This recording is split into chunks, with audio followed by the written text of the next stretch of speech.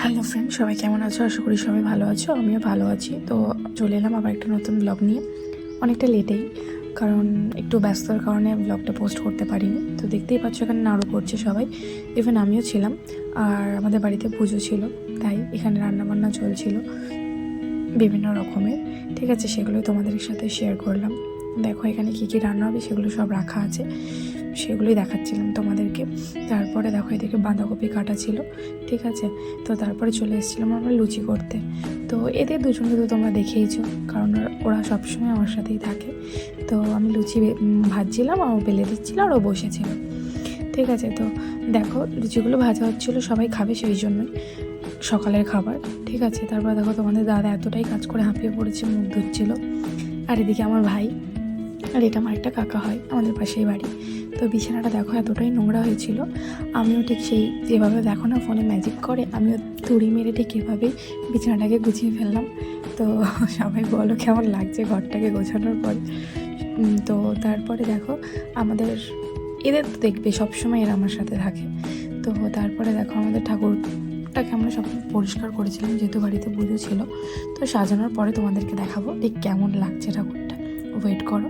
তো দেখো এত সুন্দর করে সাজানো আছে, তোমাদেরকে আমি কাছ থেকে একটু পরেই দেখাচ্ছি।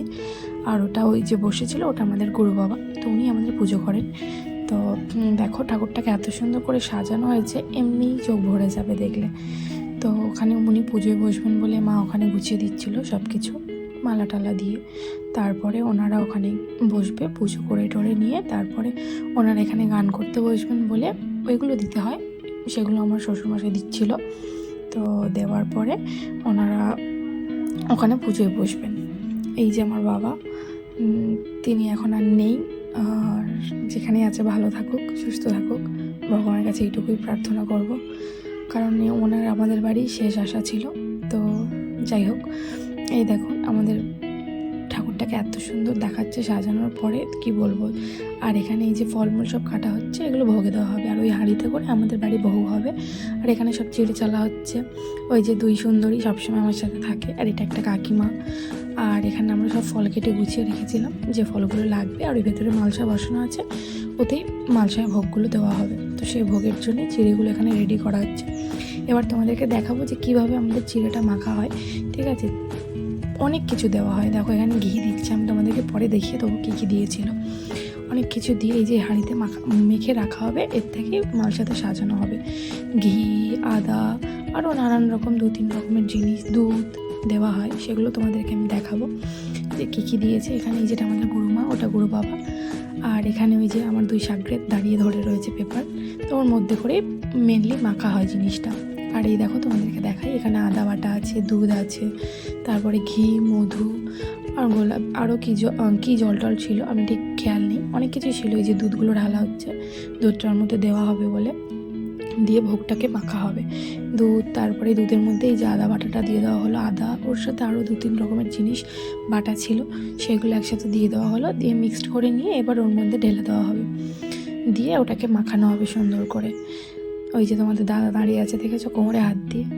ঠিক আছে, তো দেখো এই যে আমাদের গুরু বাবা, উনি এবারে এটা দেখো ওর মধ্যে এবার এই দুধগুলো মিশিয়ে দেওয়া হবে, দিয়ে এবার ওটাকে মাখানো হবে।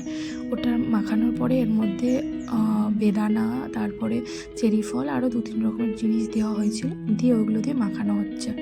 তো দেখো মানে যখন ভোগটা মাখানোর পরে রাখার সময় কি সুন্দর লাগছিল, ঠিক এভাবে হাঁড়িতে রাখা হয়েছিল, আর ওই যে মালসায় ভোগ দিয়ে দেওয়া হয়েছিল। তো দেখো ঠাকুরটাকে সাজানোর পরে সামনে মালসাগুলো রাখার পরে আরও একটা আলাদাই সুন্দর লাগছে দেখতে।